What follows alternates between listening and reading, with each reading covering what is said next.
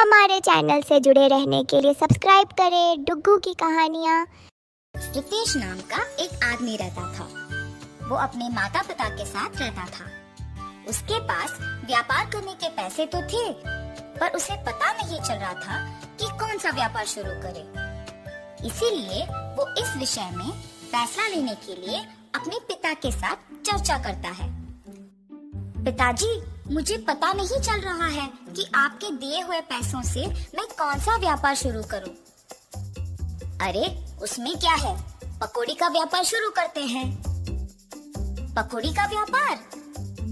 हाँ बेटा, हमारे गांव में जलेबियों का, समोसे का, अचार का, पापड़ का ऐसे बहुत व्यापार है।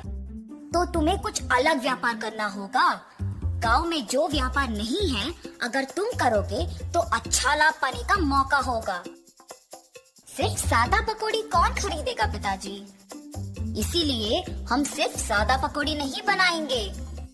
तो फिर हम सादा पकौड़ी में साथ साथ चिकन पकौड़ी, फिश पकौड़ी, मिर्ची पकौड़ी, आलू पकौड़ी, प्याज के पकौड़ी, अंडे के पकौड़ी जैसे अलग अलग तरह के पकौड़ी बनाएंगे।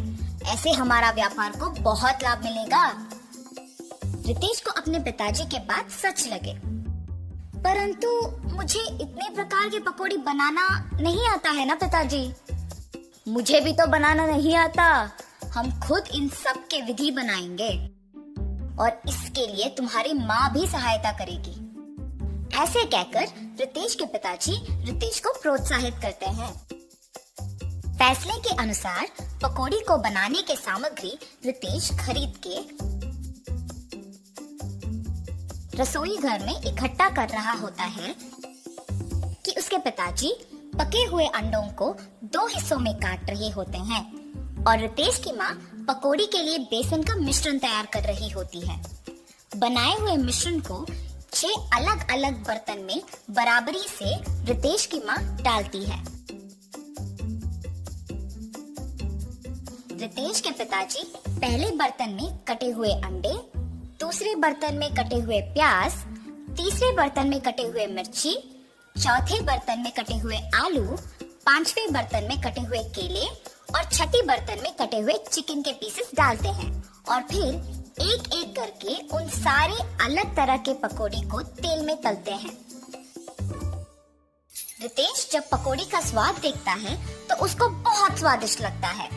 फिर वो अपने पिताजी के बातों को सच मानकर पकौड़ी के व्यापार को दृढ़ निश्चय से शुरू करता है। ऐसे शुरू हुआ था रितेश की जीत की कहानी। 15 साल बाद वही पकौड़ी का व्यापार रितेश को सिर्फ अमीर ही नहीं बल्कि बहुत घमंड और कठोर बना देता है। दूसरी ओर रितेश के पिताजी को बहुत दिनों से ठीक से दिखाई नहीं दे रहा था और सुनाई भी नहीं दे रहा था। इसीलिए वो रितेश को चिकित्सा करवाने के लिए पूछने की प्रयत्न करते हैं, पर रितेश कभी उनको समय ही नहीं देता था।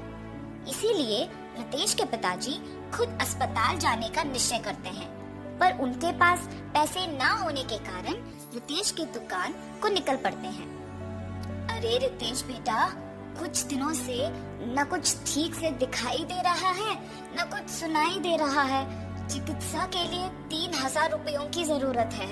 थोड़ा मदद करो ना बेटा। क्या 3000 रुपए?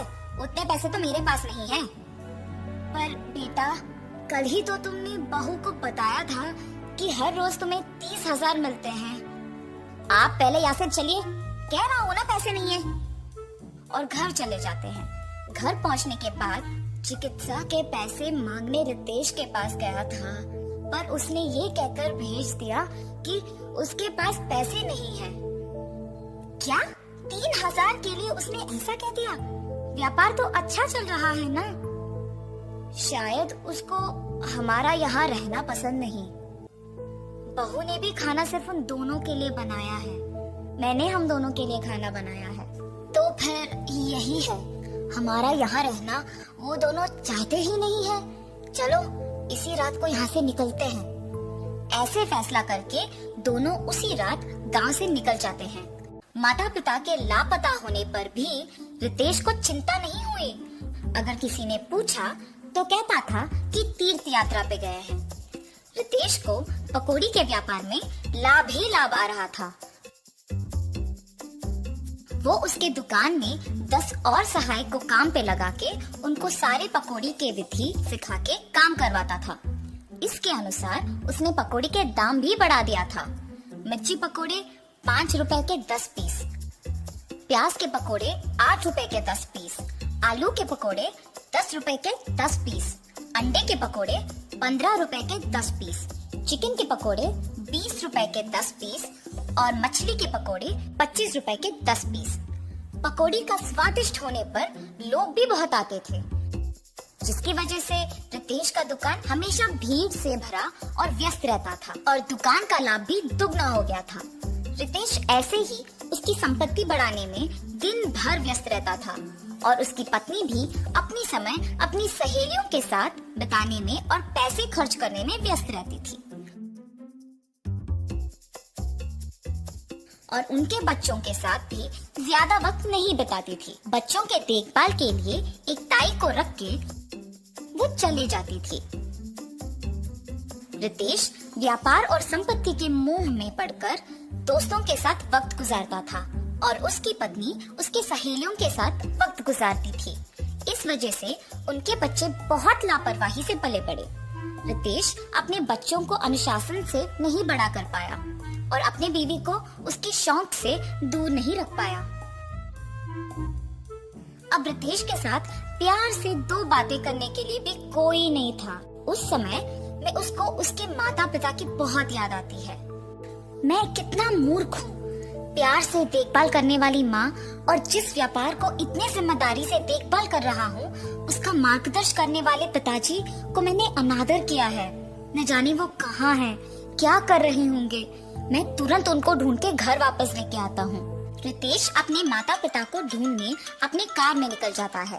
गांव में ढूंढते ढूंढते उसको अपने माता पिता गंदे फटे हुए कपड़ों में नजर आते हैं।